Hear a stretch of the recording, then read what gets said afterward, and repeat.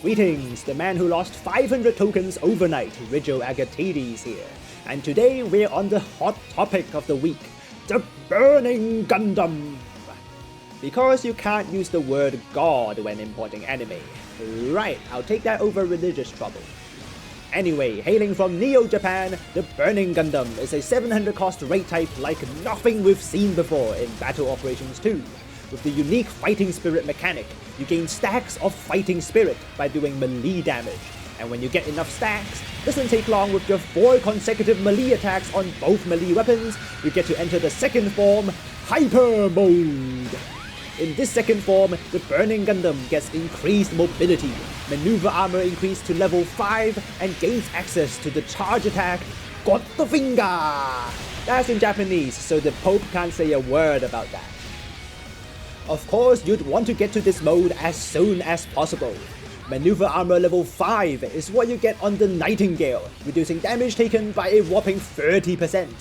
On top of that, you also need to get to the second form first before you can reach the final form of the Burning Gundam. With our tackle, good thing we have the Burning Slash.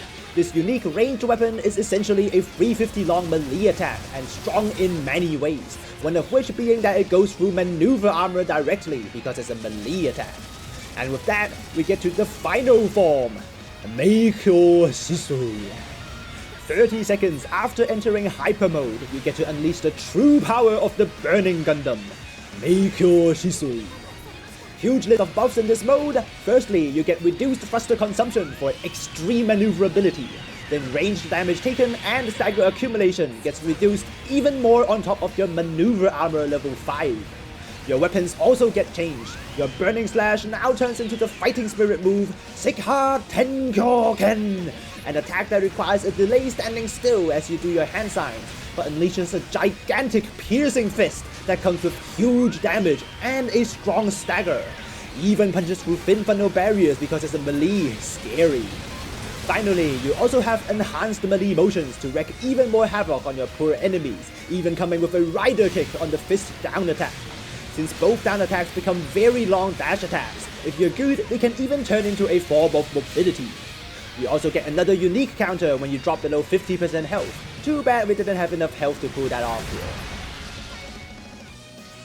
The Burning Gundam in its final form is absurdly strong. The passive damage reduction plus maneuver armor makes it almost unstoppable as it shreds with the endless loop of melee attacks. That plus 10,000 healing in total over 2 form changes makes the Burning Gundam very durable. You even get a good set of 4 Vulcans for decent stagger accumulation, so there's no running away once the Burning Gundam turns gold. There's a problem though. How do you get there? To enter Meikyo Shisui, you first need to get into Hyper Mode. That means pulling off melee attacks when the entire world wants to get you. And to make things worse, 10,000 healing means you're 10,000 health off if you don't get there. 23,000 base health is, not a lot.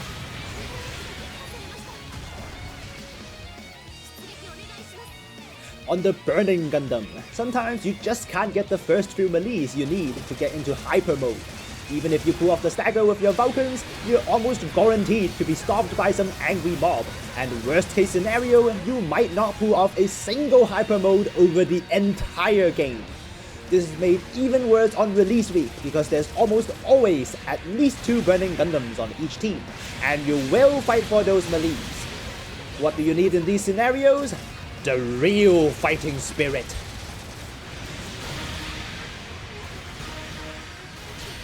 Alternative special counter pulled off like a boss. Raises our real fighting spirit, but ironically not the in-game one I need.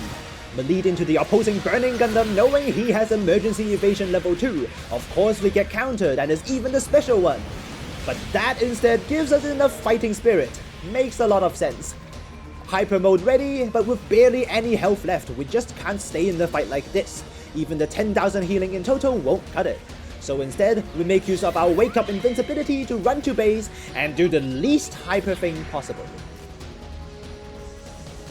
Now we're filled to the brim with fighting spirit. Max health final form, our fist is burning red. Take this, Sekha Tenkyoken! Opponent barely dodges the attack, but not our concern. fly straight through the supporting fire like nothing. Power of the School of Master Asia, no luck involved. Melee clash with the sea, but the Burning Gundam even comes with Power Accelerator level 3. PC players will find out what it means next week when the Demeter arrives. Sea out of the way, and we finally get time to charge our Gotofinger! Not only does it hurt like a truck, but it also reduces range attack staggers the entire time it's held charged. Not the most practical since you can't use your Vulcans when holding charge, but still good to keep in mind. That plus the skill Melee Composite System level 4, and anyone will have a hard time stopping the suit when it's literally kicking. Totally should have used the strong stagger on the enemy below here, but well, passion takes over when your Gundam's literally in God mode. In this final form, no one would really think that much. You literally become one with the Burning Gundam and spam melees, only spraying Vulcans occasionally to get the stagger. Found a loner outside the ring of death, missed the melee, but we can just easily hit him with a spiral down attack.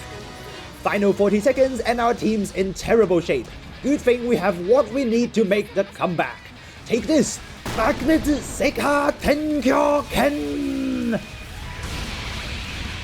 8,000 damage and 2 strong staggers at once flip the tide on itself.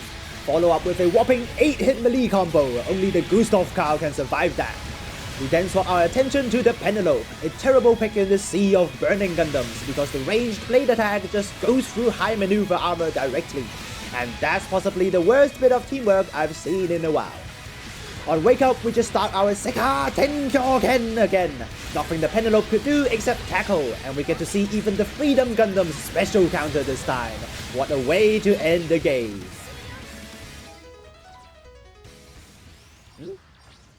What's going on? Huh?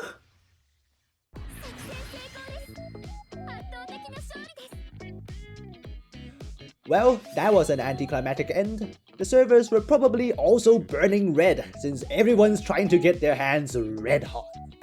And all that hype is well deserved. The Burning Gundam is indeed incredible, especially in its final form. And there's even more amazing things I haven't mentioned yet.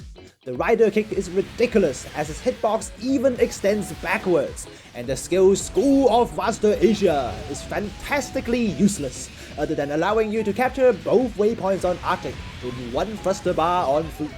Which genius came up with that idea? At last, I should also remind you once again that things don't always go as planned. You might get games where you can't even pull off a single hyper mode, and all you get to fill up is your rage bar. So as a teammate, if you have a Burning Gundam on your team, leave some melees to him, he'll be very grateful. Also, on the Burning Gundam, be careful not to stop friendly Burning Gundams with the ranged blade attack, because you will stop their maneuver armor directly. Kind of the reason why teams with more Burning Gundams loses more.